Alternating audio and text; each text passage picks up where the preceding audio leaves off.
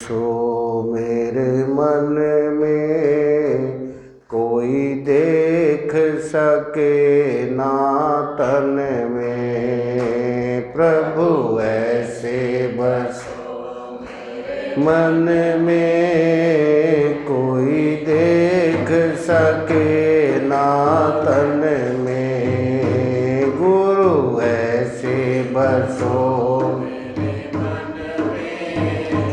कोई देख सके ना तन में, प्रभु ऐसे बसो मेरे कोई देख सके ना। जैसे सरसों में तेल समाया, जैसे सरसों में तेल किसी को भी नजर नहीं आया, किसी को भी नजर नहीं,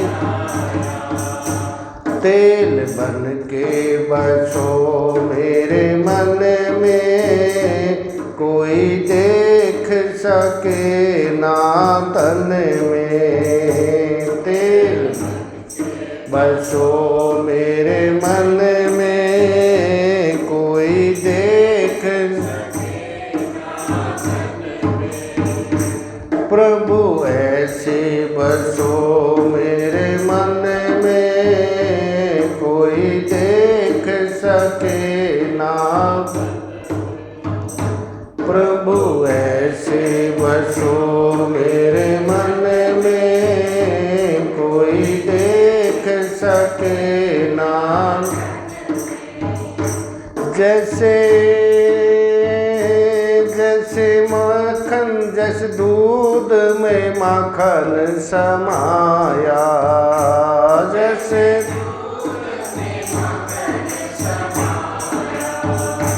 जैसे दूध में माखन समाया, जैसे दूध में माखन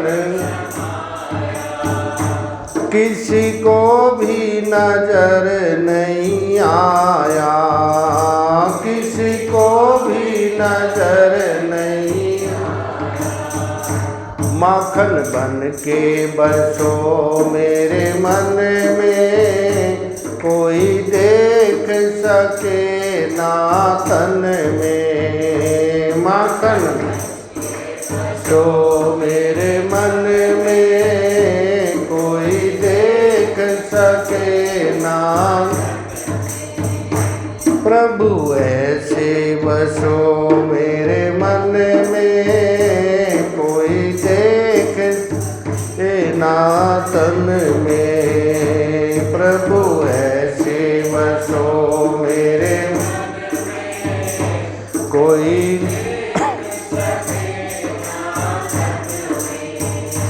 जैसे मेहंदी में लाली समाई, जैसे मेहंदी में किसी को भी नजर नहीं आई, किसी को भी नजर नहीं,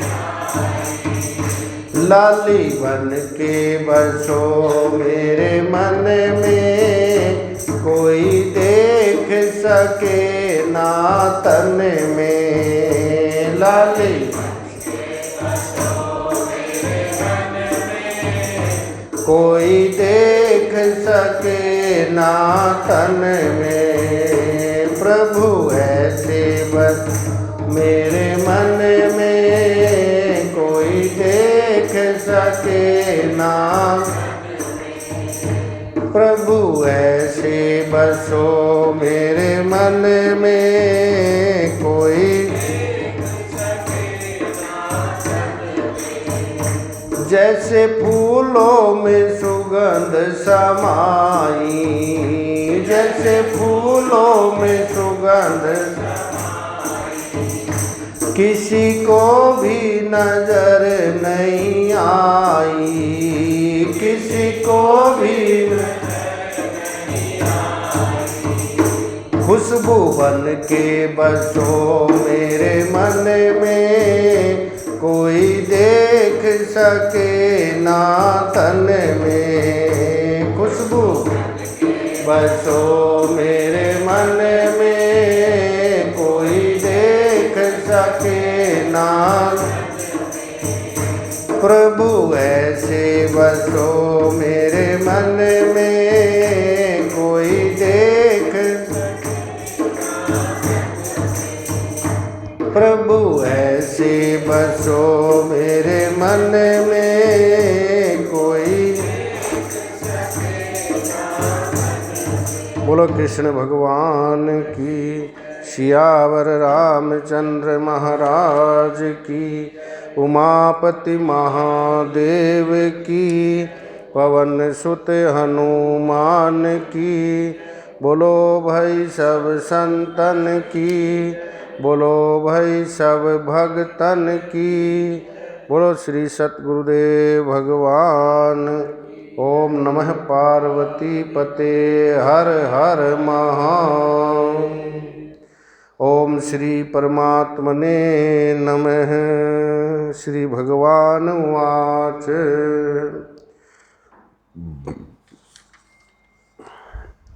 यथा हिरण्यं स्वीकृत्य पुरस्तात्, पश्चाच्च सर्वे हिरण्मयस्य, तदेव मध्ये व्यवहार्यमाणं, नानापदैर्महस्य तद्वम्।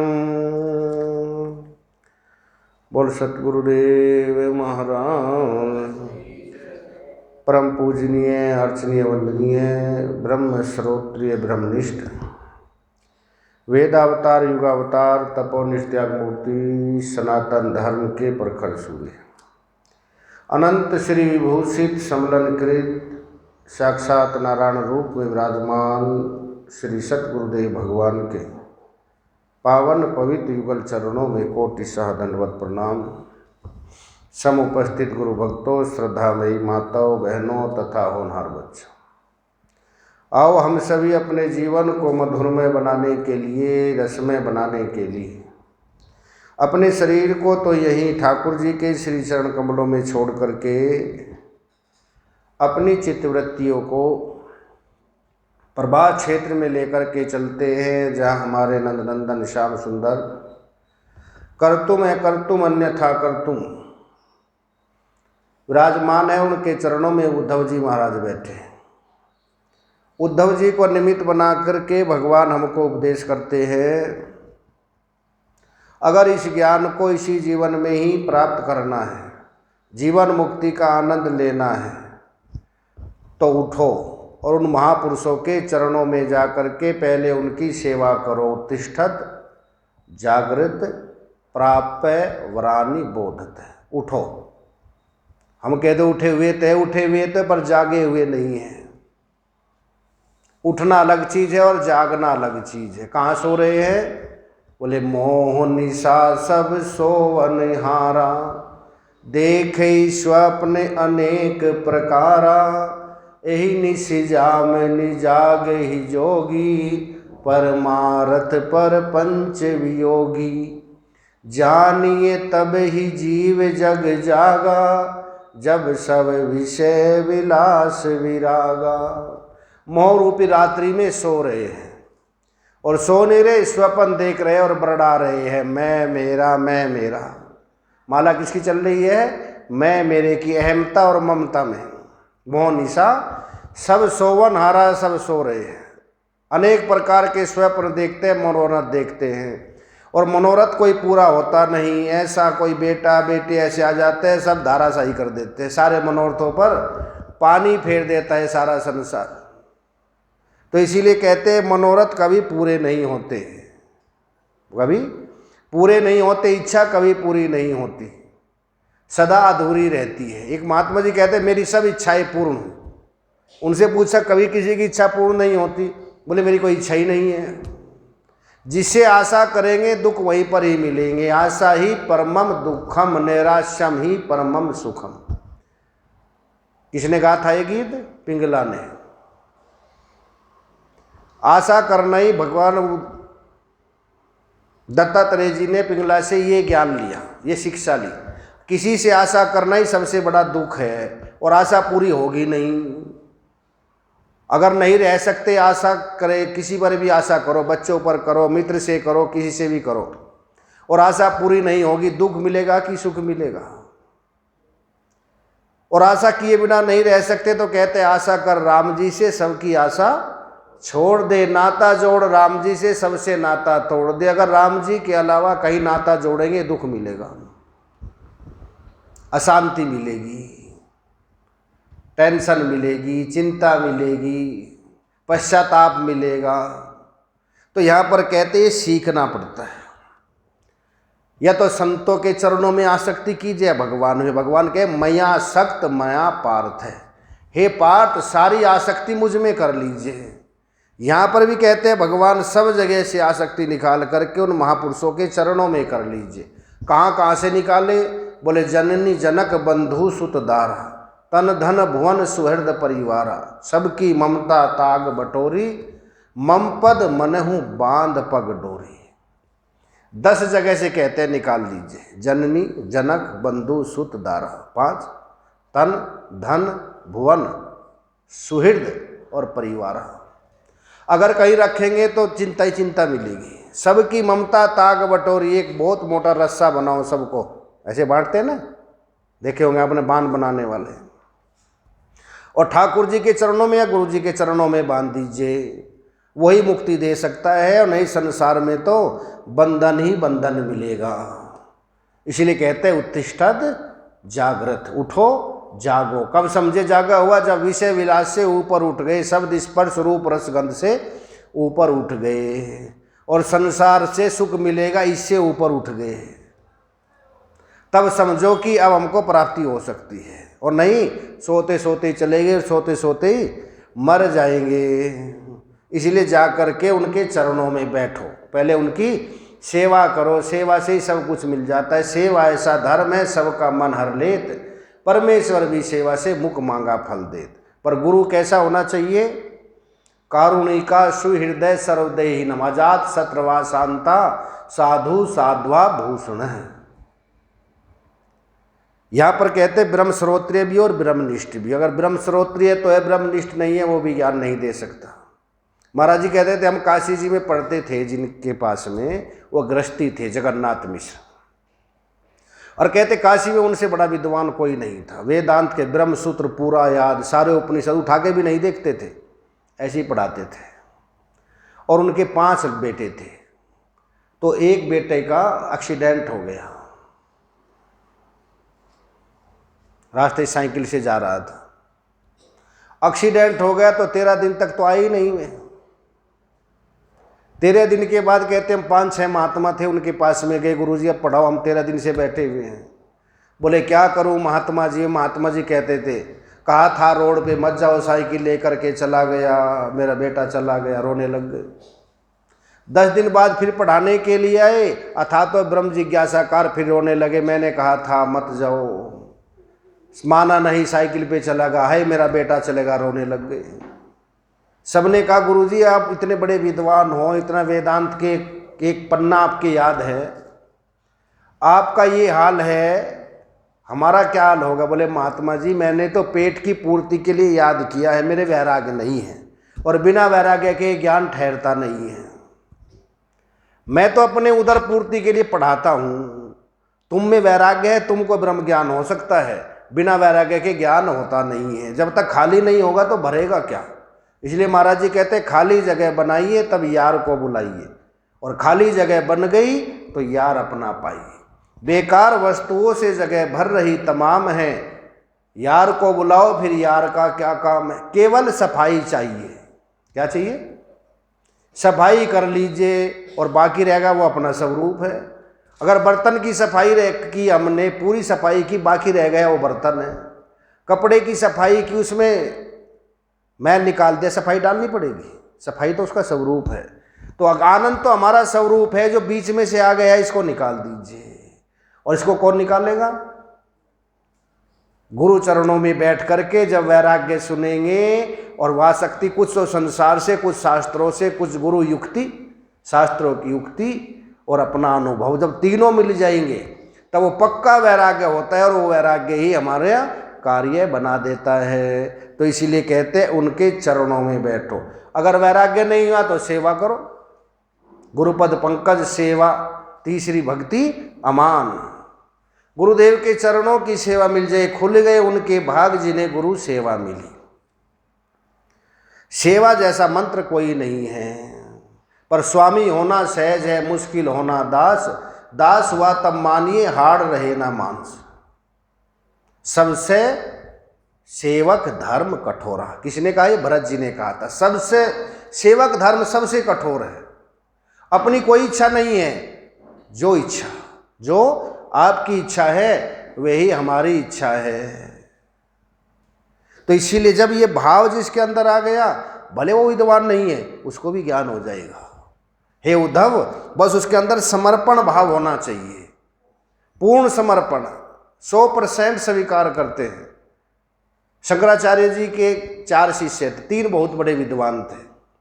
एक थे पद्मपाद, वो पढ़े लिखे नहीं थे, पर गुरु जी की सेवा करते थे, कॉपी धोना, वस्त्र धोना, सब कार्य करना। एक दिन वस्त्र धोने के लिए गई, बरसात का मौसम था, नदी पर। तो गांव की कुछ स्त्री ग्राम चर्चा कर रही थी। उन्होंने सोचा यहाँ मेरे को विक्षेप होगा, दूसरी तरफ चले गए जब तक पानी ज़्यादा नहीं था। बरसात हुई तो जब तक पानी आ गया और पूर्ण पानी से भर गई लबालब। ठहर गई, थोड़ा बरसात का पानी चले जाएगा, जब मैं वापस जाऊंगा। स्वाध्याय का समय हो गया, तीनों बैठे थे। उन्होंने कहा गुरुजी स्वाध्याय शुरू करो। बोले पद्मपाद नहीं आया। हंस कर कहेगा गुरुजी उसकी समझ में तो एक भी अक्षर नहीं आता जो आप पढ़ाते हो। बोले अच्छा, मेरा शिष्य होकर के इतनी सेवा करता तो उसकी समझ में नहीं आता, तुम्हारी समझ में आता है। वहीं से कृपा की आवाज़ लगाई, बेटा पद्मपाद। सुना गुरुजी आवाज़ लगा रहे हैं, उसी नदी में कूद गए और वहां से एक एक कमल प्रकट हो गया। जहां पैर रखे वहीं कमल प्रकट हो गया, जहां पैर रखे वहीं कमल प्रकट हो गया। तुरंत दौड़ के आ गए, गुरुजी क्या आज्ञा है? बोले कुछ सुनाओ। उन्होंने श्लोक बोलना शुरू किया, तभी आचार्य बना दिया, पद्माचार्य नाम हो गया। जो 3 शिष्य थे उनकी समझ में भी कुछ नहीं आया। और हमने तो देखा है अपने आप, आपने भी शायद देखे हो। अखंडानंद आश्रम में, आनंद आश्रम में संत गोष्ठी होती है शाम के समय, और एक सर्वानंद जी के पास आते थे प्रोफेसर दमोह से। तो कहते थे मैं तो इसको मानता ही नहीं था, इस आध्यात्मिक रास्ते। फिजिक्स के प्रोफेसर थे। उन्होंने बताया संत गोष्ठी में ये सब। वे ऋषिकेश भी गए आश्रम में, वहाँ पर भी रहे, फिर तो वेदांत में रुचि हो गई। कहते थे मेरे को, हमारे पास में एक आते थे, अनपढ़ थे वे महात्मा जी। हमारे जो प्रिंसिपल साहब थे वे बीमार हो गए, पेट में ऐसी बीमारी हो गई, दवाई जितनी खाए इतनी वे तकलीफ बढ़ती चली जाए, और उनके प्रति मेरी बड़ी निष्ठा थी। तो महात्मा जी आए, आकर के उन्होंने कहा मैं माता जी ने भेजा हूँ, दुर्गा मैया ने, वो वहाँ प्रिंसिपल साहब है, उसको दवाई दो, जा करके वे ठीक हो जाएंगे। दवाई दो। बोले दवाई मेरे पास नहीं, मेरे साथ चलो। कोई स्कूटर पे वे साथ में गए। कहते हैं घोर जंगल में चले जाओ। घोर जंगल में ले गए। बोले ऊपर चढ़ा दीजिए, एक जगह बहुत चढ़ाई थी, पहाड़, ऊपर चढ़ा दीजिए। बोले जी ऊपर कहाँ चढ़ाएंगे, स्कूटर ऊपर नहीं जा सकता। बोले माँ कह रही है चढ़ा दो। मैंने भी सोचा, जवानी थी, चढ़ा दिया ऊपर। वहीं से स्कूटर गिर गया मेरे पैर पे आकर के। मैंने सोचा पैर तो टूट गया। उसने कहा माँ कह रही है पैर नहीं टूटा, ठीक है, खड़े हो जाओ। खड़े हो गए, पैर में कोई तकलीफ नहीं। बोले यहाँ देखो, माँ कह रही है सबसे ऊंचा एक वृक्ष है, उसके ऊपर एक बेल गई हुई है, उसको तोड़ करके लाओ। मैं तोड़ करके लाया और उनको पिलाई, और पिलाने से कहते उनके अंदर से आंतों से इतना मन निकला, पूरी रात्रि में ठीक हो गए। उनसे पूछा फिर, बोले हमारे गुरुजी थे, जब मैं दूसरी क्लास में स्कूल में गया उनके पास बैठता था, उन्होंने कृपा की तो पढ़ने गया तो मेरे अंदर से प्रेरणा हो रही है, जैसे कह रही है जो तुम मास्टर जी है ने इसके सिरे, पहले तख्ती रखते थे ना, बच्चे पढ़ते थे, लकड़ी की एक तख्ती होती थी, इसके सिर में मार। मेरे अंदर से बार बार प्रेरणा हो, अब बच्चा था छोटा, बार बार आए इसके सिर में तख्ती मारो। तो मैंने उठा करके सिर में तख्ती मारी और सीधा जंगल में चला गया। जाके छिप गया तो माता जी प्रकट हो गए। उन्होंने कहा मेरी प्रेरणा से तुमने उनको तख्ती मारी है, उन्होंने गलत काम किया था, इसलिए मैंने तख्ती में लगवाई। तुम चिंता मत करो, मेरा भजन करो और ये मंत्र लो, और इस मंत्र से सब शास्त्र तुम्हारे याद हो जाएंगे। कहते जो भी उनसे प्रश्न करते थे सब शास्त्र याद थे। मंत्र का पुरस्करण किया और सारी विद्याएं अपने आप आ गई। कहते मेरे को उन्होंने बताया, वो मंत्र उन्होंने बतलाया, मेरे को भी बतलाया, मैंने भी किया। कहते वो शास्त्र अपने आप ही सब खुलने शुरू हो गए। तो ये क्या है, ये महापुरुषों की कृपा से हो जाता है, संतों की और भगवंत की कृपा से अपने आप होना शुरू हो जाता है। और अंदर से आवाज़ आनी शुरू हो जाती है, जो मैं हूँ सो वो है। अगर पढ़ने लिखने से होगा तो रामकृष्ण परमहंस कितने पढ़े लिखे थे? पढ़े लिखे थे? अनपढ़ थे, और फिर भी ब्रह्मज्ञानी थे। माँ के दर्शन रोज होते थे, और काली माँ के दर्शन होते हुए उनके मन में प्रेरणा आई, देखो माँ के दर्शन तो रोज होते हैं, रोज गोद में मुझको लेती है, खिलाती भी है, मेरे हाथ का खाती भी है, पर ये भी द्वैत हो गया, एक तरफ माँ एक तरफ मैं। और वेदांत में कहते हैं द्वितीया द्वयम भयम भवति, जहां द्वैत है वहां भय नहीं होता। ऐसा कोई महापुरुष मिले, उस एक का मुझको बोध करा दे, उस आत्मज्ञान की मुझको प्राप्ति करा दे। बड़ी वेदना थी मन में, तो वहीं पर ही एक तोतापुरी जी गए। खन्ना है पंजाब में, अंबाला है ना, अंबाले से 70-80 किलोमीटर दूर लुधियाना और अंबाला के बीच में खन्ना शहर है, वहां से गए और जाकर के कहा उस एक का बोध मैं कराऊंगा तुमको। उन्होंने जाके पूछा, माँ ये तोतापुरी जी कह रहे हैं वो ब्रह्म ज्ञान मैं तुमको कराऊंगा।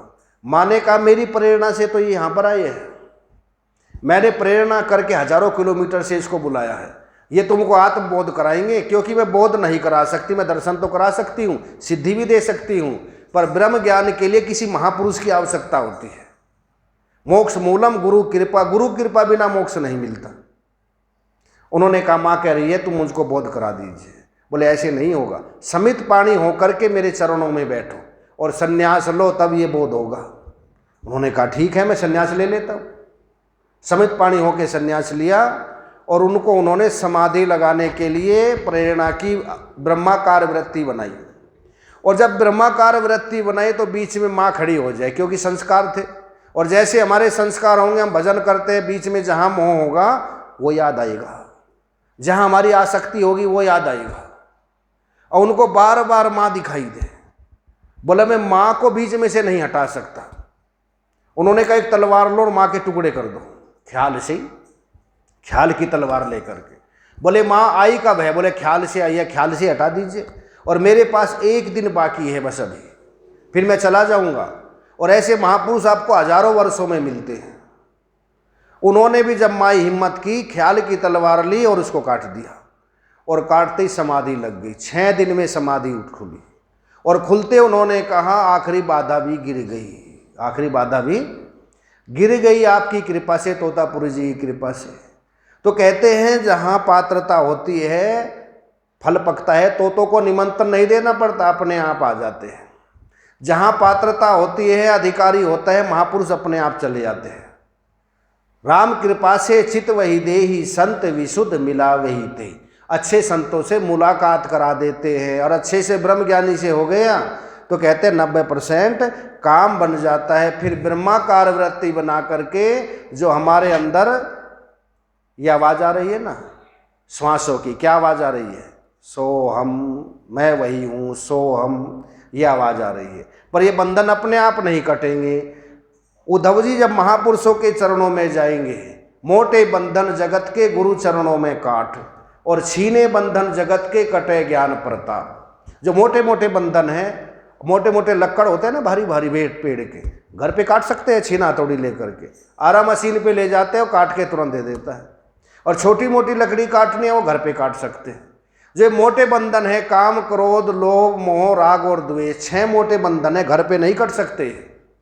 ये तो महापुरुषों के चरणों में ही कटेंगे। मोटे बंधन जगत के गुरु चरणों में काट, और छीने बंधन जगत के कटे ज्ञान प्रताप। ये थोड़े थोड़े तो ज्ञान के प्रताप से कट जाएंगे, पर मोटे नहीं कट सकते। इसीलिए कहते हैं उत्तिष्ठत जागृत प्राप्य वरानी बोधत है। उठो जागो और उन महापुरुषों के पास जाओ जिनके कटे हुए हैं, उनकी जाके सेवा करो, और जैसा वे कहे उनके अनुसार चले, और फिर ध्यान दे करके वृत्ति बनाए, अंदर से आवाज आएगी, सोहम की धुन निराली सुन कर न भूल जाना, सोहम की धुन सुन कर न भूल जाना, ये ज्ञान सतगुरु का अपने हृदय जमाना, ये गुरु का अपने हृदय जमाना, सोहम की धुन निराली सुन कर न भूल जाना, सोहम की धुन निराली। हम इसको ही भूलते हैं और बात नहीं भूलते। किसी ने कहा 20 साल पहले मेरे को ये कहा था, याद है, मेरा अपमान किया था, याद है, और परसों कौन सा भजन सुना था। और कहते 2 बातों को भूल मत जो चाहे कल्याण, नारायण एक मौत को दूजे श्री भगवान। 2 ही क्यों कहा, 3 क्यों नहीं कहा, एक ही कह देते भगवान, मौत क्यों कहा। 2 ही बातें कही ना, 3 कही ना 1 कही। इसका सार ये है, अगर मौत याद रहेगी तो वैराग्य बना रहेगा, और भगवान याद रहेंगे तो अभ्यास बना रहेगा। इसलिए क्या कहा, 2 बातों को भूल मत जो चाहे कल्याण, अगर कल्याण चाहता है। नारायण एक मौत को, पहले क्या बतलाया, यहाँ से जाना भी पड़ेगा, वैराग बनेगा संसार से। अगर जाना नहीं पड़ता तो फिर तो पता नहीं क्या हाल होता। हमको जाना भी है, पता है 10-20 साल में सबको जाना है, चाहे लगा लो के साबुन, चाहे लगा लो सेंट, यहाँ कोई ना परमानेंट है कोई। जाना सबको है, और कब जाना है, कहाँ जाना है, किसी को पता है क्या। हर जगह लगा है, जैसे लॉकडाउन है ना, आज लॉकडाउन है, गाड़ी चलाना मना है, भीड़ करना मना है, दुकान खोलनी मना है, कहीं गाड़ी पार्किंग करना मना है, बोलना मना है, चलना मना है, खाना मना है। कहीं नहीं लिखा यहाँ मरना मना है, देखा किसी ने लिखा यहाँ मरना मना है।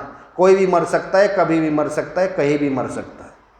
तो एक तो मौत को मत भूलना, जाना जरूर पड़ेगा। रिटर्न टिकट लेके आए, ये सब कन्फर्म नहीं हुआ, आए सब है, ये पता नहीं कब जाना है, कभी भी जा सकता है। और एक भगवान को मत भूलना, और हम 2 को ही भूले। या मौत की कोई याद करे, बोले शुभ शुभ बोलो। मैं दिल्ली में कथा कर रहा था, एक माता जी ने कहा 95 साल की, बोले महाराज जी मेरा हाथ देखना, मेरी कितनी आयु है। मैंने वैसे ही बोल दिया, माता जी अब 2-4 महीने की, अब क्या हाथ देखना आपको। ये कहते रोने लगी, उसने भोजन नहीं किया रात्रि में। उनके घर वालों ने कहा महाराज जी, राज्य वेलर्स के यहाँ पर था, महाराज जी तो भोजन भी नहीं कर रही। आप बोलो 5-6 साल कहीं नहीं जाती, जब भोजन करेगी नहीं ये रोती रहेगी। मैंने कहा माता जी लाइट कम थी, जरा लाइट जलाओ जब देखता हूँ। माता जी आपकी तो 6 साल अवस्था और है। बोले बैठो महाराज। अलमारी खोली, 2000 का नोट निकाल के लेके, लो महाराज। सही कह रहा है ये बात। वहाँ मौत की बात सुनते ही हम घबरा जाते हैं, बोले शुभ शुभ बोलो, पर आएगी जरूर। एक तो इसको भूले हुए और एक भगवान को भूले हुए हैं, 2 को भूले हुए हैं। याद भी दिलाए कोई भगवान का भजन करो, बोले यही काम है इनको, याद नहीं करते। कोई याद भी कराए तब भी मुश्किल है। कब याद करते हैं, राम राम सत्य है, कब बोलते हैं। उसको सुनाते वो सुनने लायक नहीं रहता, या हॉस्पिटल में चले जाए तब कहते हैं अब गीता जी सुनाओ इसको, अब राम राम बोलो। राम राम कहाँ से बोलेगा, ऑक्सीजन तो लगी हुई है उसको। ये तो जवानी में ही हो सकता है। रण भक्ति और दान तीनों काम जवान के, और जवानी में किया नहीं और बुढ़ापे में होगा नहीं। अगर आपको नौकर चाहिए, जवान चाहिए कि बूढ़ा? नौकर काम करने वाली चाहिए, जवान की बूढ़ी? जवान चाहिए। और भजन भी जवानी का ही हो सकता है, बुढ़ापे वाला नहीं होगा। तो इसीलिए ये बुढ़ापे में सोते हैं बुढ़ापे करेंगे। बुढ़ापे में 4 काम होते हैं। एक तो बुढ़ापे में शरीर काम नहीं करता, शरीर साथ छोड़ जाता है। कभी पेट में दर्द, कभी दांत में दर्द, कभी आंख में दर्द, कभी पीठ में दर्द, डॉक्टर, कभी घुटने में दर्द, डॉक्टर और दवाई का ही भजन होता रहेगा। फिर तो ये खानी है, ये सुबह लेनी है, शाम को लेनी है, दोपहर में लेनी, इस समय एक्सरसाइज करानी, फिर फिजियोथेरेपी करानी, फिर ये कराना। और दूसरा, जिनका मोह है वो बात करना पसंद करते नहीं, वो बैठना भी पसंद करते नहीं हैं। और तीसरा, उनको छोड़ के जाना जरूर पड़ेगा, छोड़ने की इच्छा है नहीं। और चौथा, कहाँ जाना है वहाँ का किसी को पता नहीं। पता है किसी को अगर मेरे को वहाँ जाना है? तो 4 बुढ़ापे में कारण होते हैं। इसलिए जवानी में कर लीजिए, इस आवाज़ को सुनिए। सोहम की धुन निराली सुन कर न भूल जाना, सोहम की धुन सुन कर न भूल जाना, ये ज्ञान सतगुरु का अपने हृदय जमाना, ये ज्ञान सतगुरु लाखों जन्म की काई अंतःकरण पे छाई, लाखों जन्म की अंतःकरण पे छाई, लेकर के ज्ञान साबुन मल दूर सब हटाना, लेकर साबुन मल दूर सब हटाना, ये ज्ञान सतगुरु का अपने हृदय जमाना, ये ज्ञान सतगुरु अज्ञान अंधेरे में कब तक पड़े रहोगे, अज्ञान अंधेरे में कब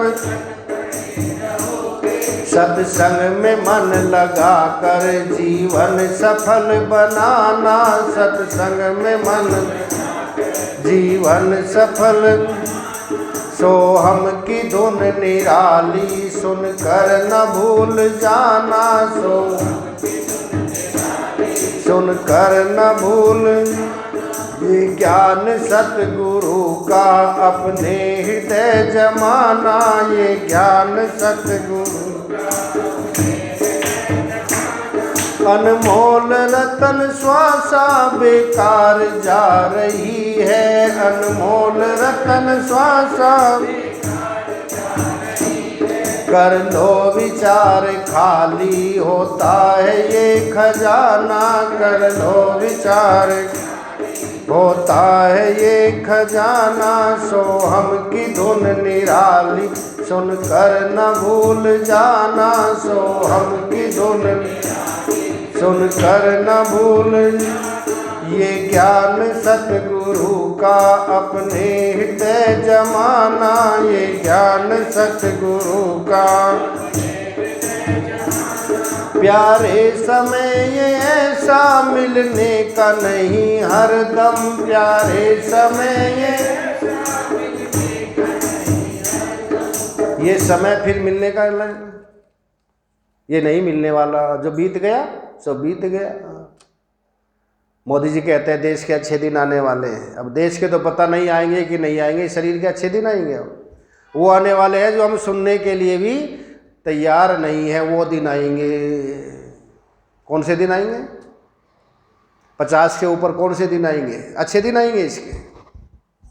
अब समय ठीक है, शरीर भी ठीक है, बुद्धि भी ठीक है, आंखें भी ठीक है, कान भी ठीक है, अभी कर लीजिए, और अभी किया नहीं और फिर होने वाला अभी नहीं तो फिर कभी नहीं।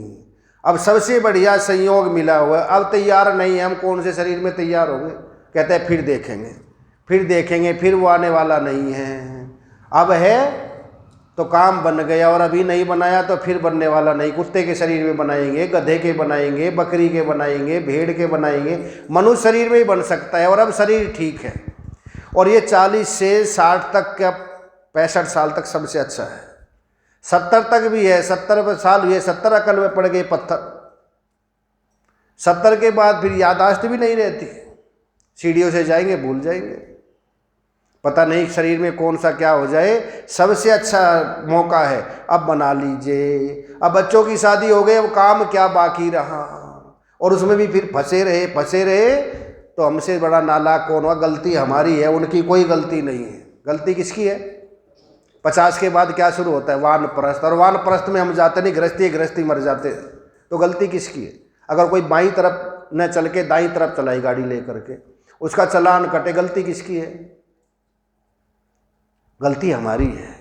जब शास्त्र कहते हैं हमारे 50 के बाद वानप्रस्थ शुरू हो जाता है, वानप्रस्थ में तो जाओ 70-80 के हो गए, गृहस्थ के गृहस्थी रह गए। कहाँ रह गए? कायस्थ है। कायस्थ का मतलब काया में ही आसक्ति है अभी, तो इसीलिए कहते हैं गलती हमारी है, किसी की गलती नहीं है। उसके अनुसार हम चलते नहीं, अगर उसके अनुसार चलेंगे तो शांति जरूर मिलेगी, और दूसरे के नियम का पालन नहीं करेंगे तो अशांति जरूर मिलेगी, उसको कोई शांति फिर मिल नहीं सकती है। इसीलिए कहते हैं प्यारे समय ये मिलने का नहीं हरदम, प्यारे मिलने का नहीं हरदम कर लो विचार, जिससे मिट जाए आना जाना कर लो, जिससे मिट जाए आना। सोहम की धुन निराली सुन कर न भूल जाना, सोहम की ये ज्ञान सतगुरु का अपने हृदय जमाना, ये ज्ञान सतगुरु का। जैसे दूध जमाते हैं ना, दूध में दही डालते हैं 1 चम्मच, 5 किलो दूध में 1 चम्मच दही डाली, सुबह क्या मिलेगा? शाम को 9 बजे क्या है? दूध। और सुबह क्या मिलेगा? जम गया। और नहीं जमा उसको हिलाते रहो, ना दूध रहेगा और ना दही रहेगा। तो हम अगर जम गए तो बेड़ा पार हो जाएगा। ब्रह्मर नहीं जमे कुछ भी नहीं रहे, न इधर के रहे न इधर के रहे, न खुदा ही मिला न विशाले सनम, न इधर के रहे और न उधर के रहे, दुविधा में दोनों गए माया मिली न राम। इसलिए दुरंगी छोड़ दे, एक रंग हो जा, सरासर मोम हो या संग हो जा। दुरंगी छोड़ दे, 2 रंग है ना, इधर भी इधर भी। हम चाहते हैं ये भी रहे और ये भी रहे, और दोनों हो नहीं सकते। रही मन यहाँ संसार में ठाड़े हैं 2 काम। ठाड़े का मतलब मजबूत। रही मन या संसार में ठाड़े हैं 2 काम, भाई साचे से तो जगत नहीं और झूठे मिले न राम। सच्चे बनते हैं तो जगत मिटता है, और झूठे रहते हैं तो राम नहीं मिलेंगे। तो ये 2 मुश्किल काम हो गए। सच्चा बनेंगे तो जगत निवर्त हो जाता है, और जगत रखते हैं तो राम नहीं मिलते। रही मन या संसार में ठाड़े हैं 2 काम, साचे से तो जगत नहीं और झूठे मिले न राम। अब झूठे को तो मिलेंगे नहीं, और सच्चा बनेंगे तो जगत रहता नहीं, और हम सोचते हैं ये भी रह जाए और ये भी रह जाए। हमारे साथ समस्या यही है, ये भी ना निमटे और ब्रह्म ज्ञान भी हो जाए। होगा कैसे? चाखा चाहे प्रेम रस, राखा चाहे मान, एक म्यान में 2 खड़क देखी सुनी ना कान। अगर ये प्रेम रस चखना चाहते हैं तो ये निवर्त करना पड़ेगा। एक म्यान में 2 तलवार न देखी और न सुनी है, और हम चाहते हैं दोनों रह जाए। इसी झंझट में हमारे जैसे करोड़ों अरबों चले गए, हम भी ऐसे चले जाएंगे, कोई पूछने वाला फिर है नहीं। इसीलिए कहते हैं इस सेवा से और महापुरुषों के चरणों में बैठ करके ये ज्ञान होता है। भगवान ने तो कृपा कर दी, अब गुरु कृपा की आवश्यकता है।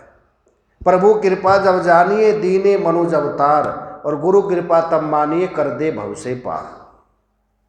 गुरु भवसागर से पार करने के लिए तैयार है, पर हम तैयार नहीं हैं। नाव मेरी तैयार है, महाराज जी कहते हैं ना, आजा आजा साधक आजा, नाव मेरी तैयार है, मैं तो तैयार हूँ, तुम्हारी तैयारी चाहिए। और हम तैयार है क्या?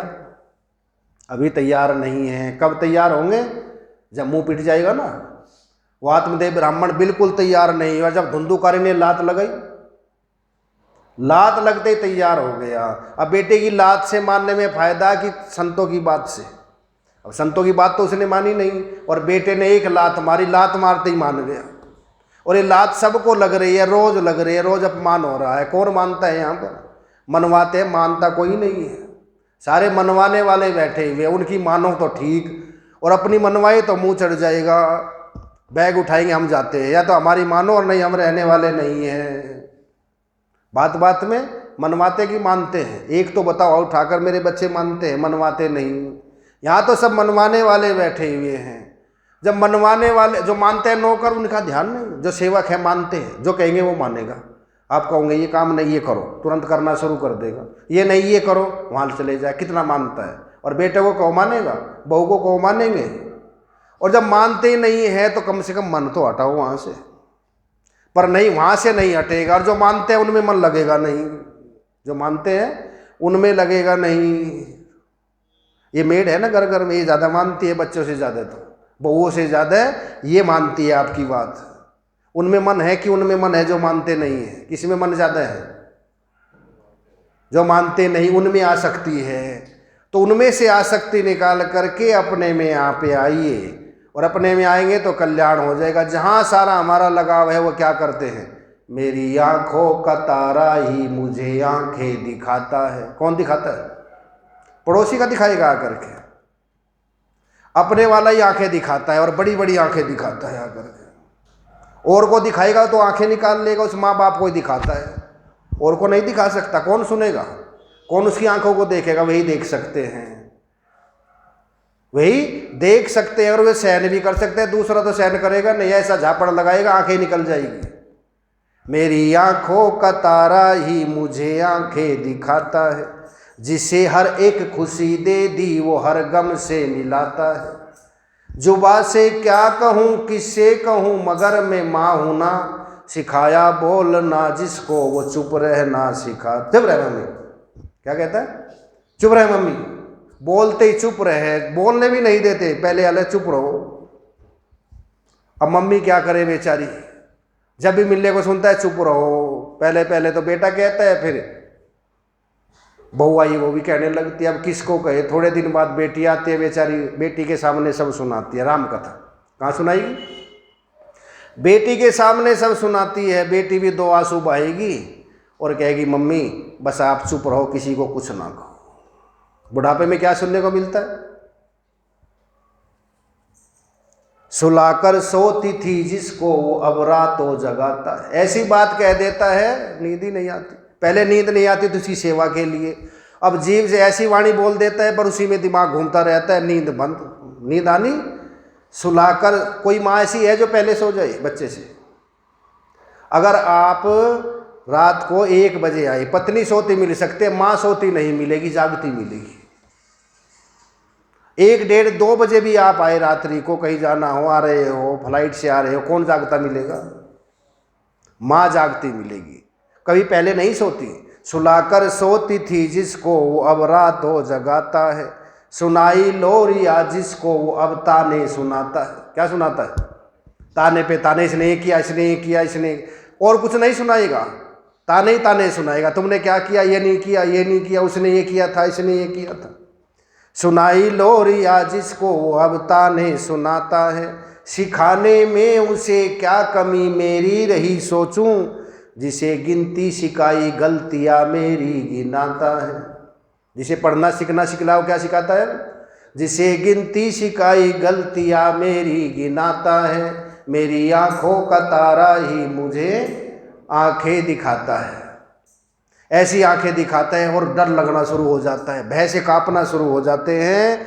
न ये ऊंचाई सच्ची है, न ये आधार सच्चा है, न कोई चीज सच्ची है, न कोई प्यार सच्चा है, मगर धरती से अंबर तक सभी ये लोग कहते हैं, अगर सच्चा है तो जग में माँ का प्यार सच्चा है। किसका? निस्वार्थ प्रेम, या तो माँ का या परमात्मा। परमात्मा में क्या आता है? माँ। बाद में महात्मा में क्या आता है? माँ। महात्मा को कुछ कहेंगे श्राप दे सकते हैं, माँ तो फिर भी आशीर्वाद ही देती है, कुछ भी कह लीजिए, फिर भी क्या निकलेगा? एक माँ का ही ऐसा है, बाप रुष्ट हो सकते हैं पर माँ रुष्ट नहीं हो सकती। स्वामी विवेकानंद से पूछा, तुम्हारे हिंदुओं में, आप भी सनातन धर्म में माँ पर बहुत बोलते हैं, जिसने जन्म दिया है वो पालन पोषण करती है, उसने क्या उपकार कर दिया? स्वामी विवेकानंद ने इंग्लैंड में पूछा था, उन्होंने कहा ऐसा करो, एक 2.5 किलो का पत्थर उसके पेट पर बांध दिया, सुबह प्रवचन करते, बोले शाम को आना जब उत्तर दूंगा। शाम को आया तो पत्थर बंधा हुआ नहीं था, खुला हुआ था। बोले पत्थर कहाँ गया? बोले स्वामी जी मेरे को इतना कष्ट हो रहा था, मैंने तो तभी खोल के रख दिया।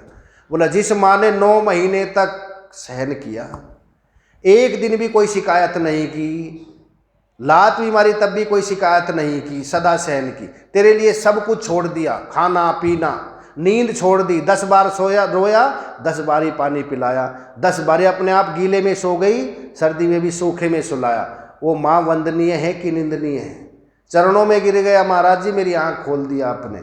माँ जितना त्याग कोई नहीं कर सकता, कोई कर नहीं सकता है। ऐसा त्याग माँ का ही त्याग है। पर बहुत से कहते हैं तूने क्या किया, 9 महीने गर्भ में रखा, किराया ले ले। उस माँ की आंखों में क्या आंसू आते हैं? प्रसव पीड़ा के जो कष्ट होता है, अगर किराया देना है तो उसका किराया दे दे। इतनी रातें जाग जाग करके तुझको उसका किराया दे सकता है तो दे दीजिए। जब निद्रा के आंचल में सो जाती है माँ, तभी जाकर के थोड़ा आराम पाती है माँ।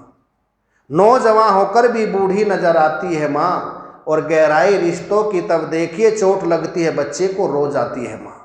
आंखों में किसके आंसू आते हैं? पहले उस माँ के पर बड़ा हो जाता है, कुछ वो करता है, और माँ बाप को जब सुनना पड़ता है तो कितना कष्ट होता है, उसको कितना कष्ट होता है। और बेटी भी बेचारी दिल मार के रह जाती है। अब ससुराल में चली गई तो मैं कर क्या सकती हूँ, रोना आता है उसका। अगर माँ बाप को हमारे सनातन धर्म में ऐसा बनाया क्यों? अब बेटी के हाथ का जल भी नहीं पी सकते। मैं रखती तो सेवा करती, दोनों की बात मानती। बेटी ज़्यादा मानती है कि बेटा? सच बताओ, इतने बैठे हैं आप। माँ बाप की बेटी ज़्यादा मानती है कि बेटा? बेटी ज़्यादा मानती है, बेटा नहीं मानता। पर मोह किस में होता है? माँ का। बोला मैं सेवा करती, इनको कोई शिकायत नहीं होने देती, पर मैं कर भी तो नहीं सकती। बेचारी कुछ कर भी नहीं सकती, आंसू बहती रहती। और माँ बाप भी दिल के अरमां से वो में बह गए। गाना नहीं है, भजन ही है। दिल के अरमां से वो में बह गए, हम वफा करके भी तन्हा रह गए, हम वफा करके भी तन्हा, दिल के अरमां सिवों में बह गए, दिल के अरमां।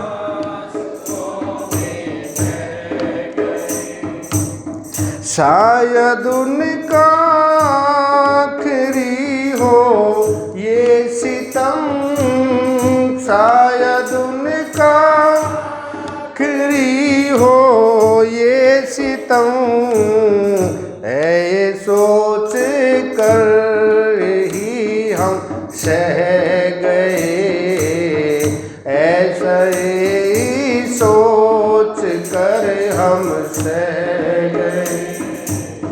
दिल के अरमां सिवों में बह गए, दिल के आंसुओं में बह गए, हम वफा करके भी तन्हा रह गए, हम वफा करके भी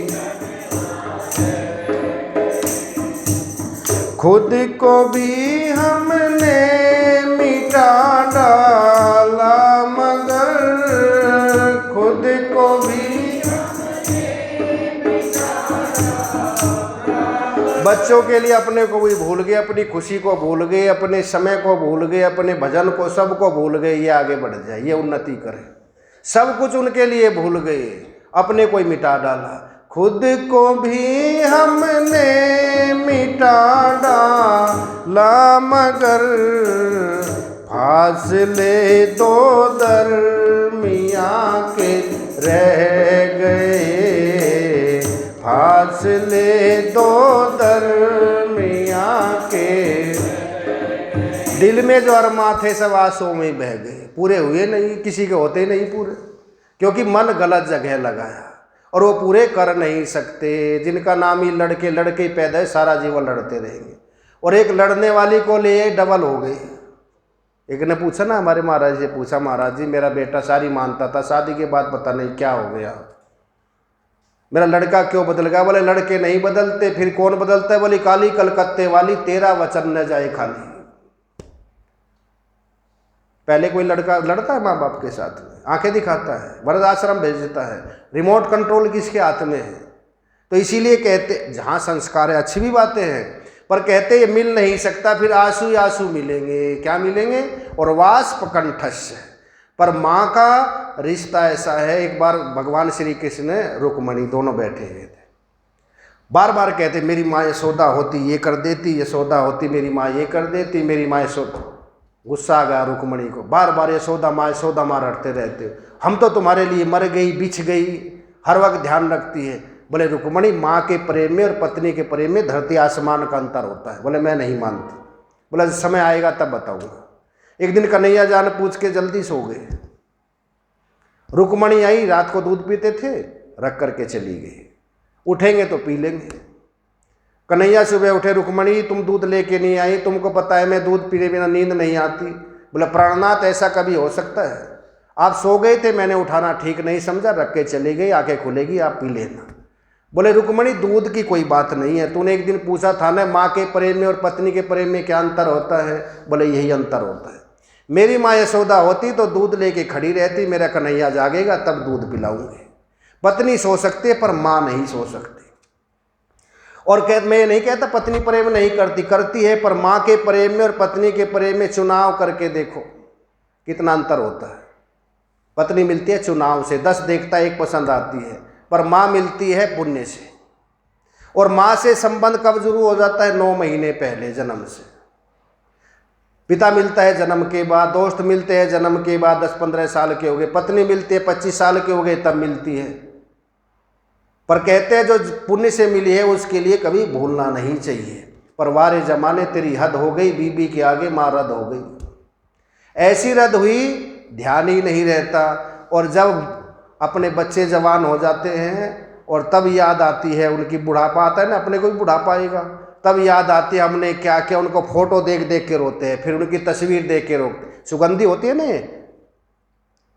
सेंट लेते हैं तो सीख पे लगा के ऐसे देखते हैं, सूंघ के देखो, सूंघ के देखते हैं। हमको सुगंधी का तो पता है, मूल्य का पता नहीं। और जो बेचता है उसको सुगंध नहीं आती क्योंकि हर वक्त वही रहता है, उसको मूल्य का पता है।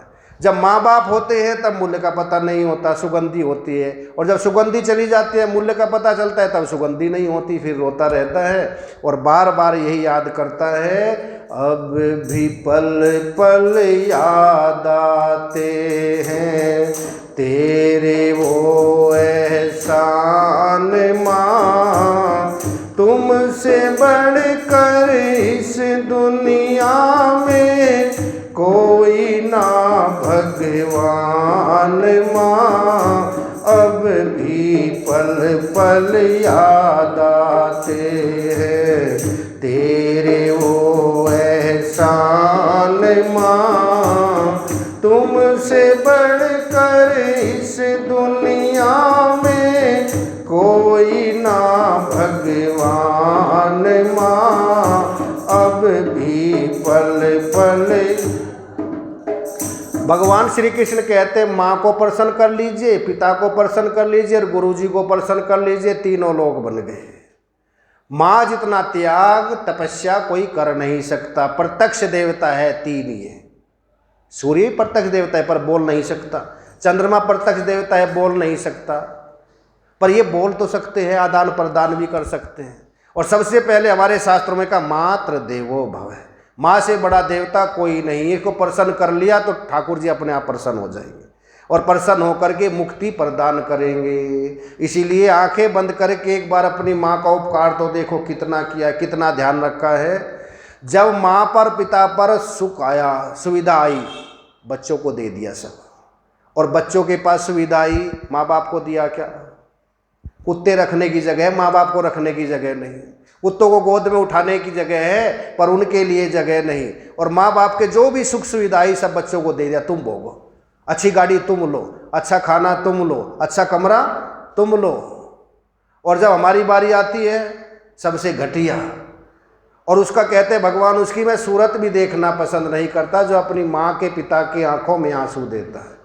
अब भी पल पल याद आते हैं तेरे वो एहसान माँ, तुमसे बढ़कर इस दुनिया में कोई ना भगवान माँ, अब भी पल पल याद आते। बड़े प्यार से दे थपकिया, चल का दूध पिलाया माँ, फूक से ठंडा कर कर के रोटी का कोर खिलाया माँ, गा कर लोरी भावों की पल ने में मुझे झुलाया माँ, खुद गिले में सोकर भी सूखे में मुझे सुलाया माँ, माँ के उपकारों को भूला, माँ के उपकारों को भूला, वो भी क्या इंसान माँ।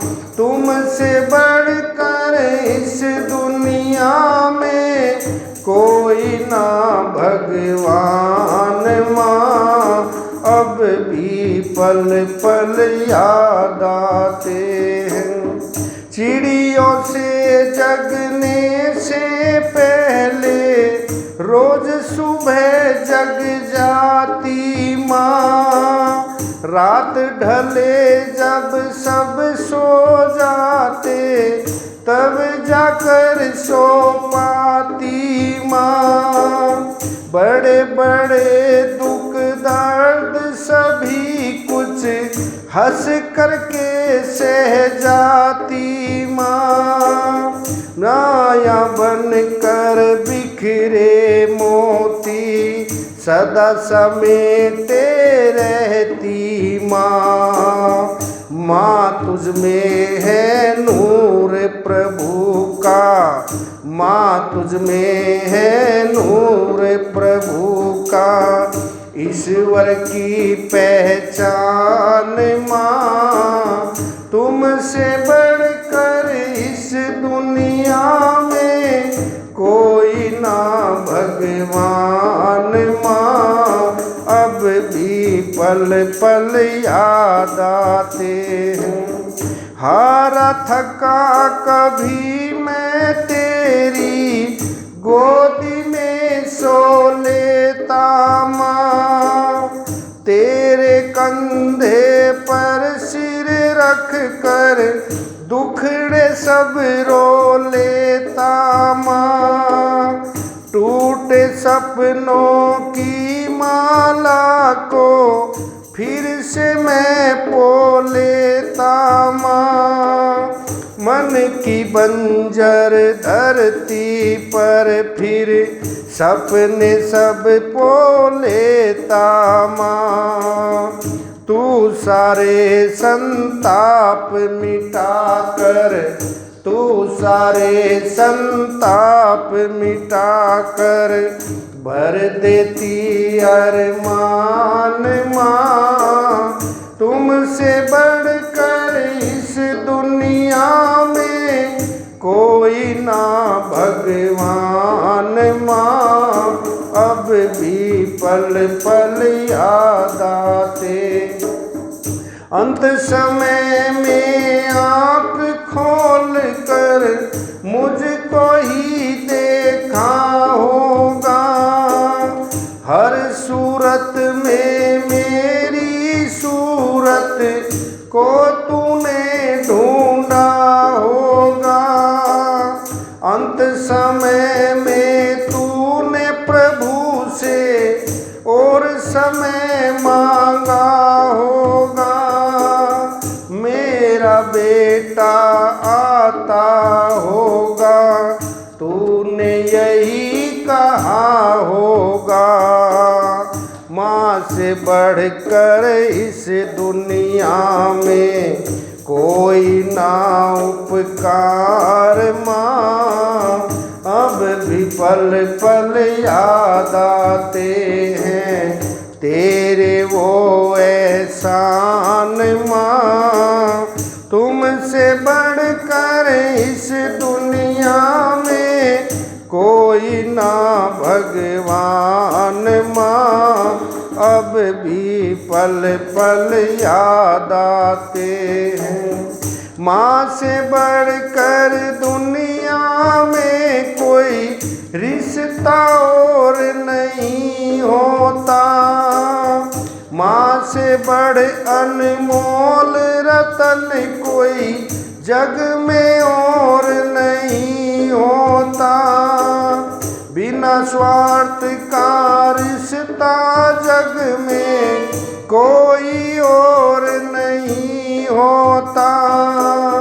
माँ की सेवा से बढ़कर कोई साधन और नहीं होता। क्या सामर्थ्य वाणी में मेरी, जो गाऊं गुणगान माँ। तुमसे बढ़कर इस दुनिया में कोई ना भगवान माँ। अब भी पल पल याद आते हैं तेरे वो एहसान माँ। तुमसे बढ़कर इस दुनिया में कोई ना भगवान माँ। अब भी पल पल, तो माँ से बड़ा कोई भगवान नहीं है। पर आकर के क्या करते हैं, सबसे पहले माँ का ही सबसे ज़्यादा जो अपमान करते हैं। भगवान कहते मैं उसकी सूरत भी देखना पसंद नहीं करता हूँ। सबसे अच्छी चीज़ किनको देते हैं, बच्चों को। और बच्चे किसको देते हैं, सबसे ज़्यादा इग्नोर उनकी बातों को करते हैं। कहते हैं अगर माँ को प्रसन्न कर लिया तो सब काम बन गए सारे। न उसको तीर्थ की जरूरत, न व्रत की जरूरत। 68 तीर्थ और 4 धाम उनके चरणों में ही मिलते हैं। तो चरण कमल अब नहीं खोना, उनको प्रसन्न कर ले। प्रसन्न क्या, एक बार बैठ के पूछ ले माँ, जब तूने मेरे को जन्म दिया जितनी प्रसन्न आदब थी इतनी प्रसन्न है ना मुझसे, कोई कमी तो नहीं रह गई। बस इतने से ही प्रसन्न हो जाए, ये अपने जीवन में उतारे। और फिर दूसरा पिता और तीसरा गुरु को कैसे प्रसन्न करे, जिससे ये जीवन हमारा जीवन मुक्ति का आनंद दे, लोक भी बन जाए, परलोक भी बन जाए और मोक्ष की प्राप्ति हो जाए। कल उद्धव जी इस पर प्रश्न करेंगे और भगवान इसका ठीक ठीक विस्तार से उत्तर सुनने को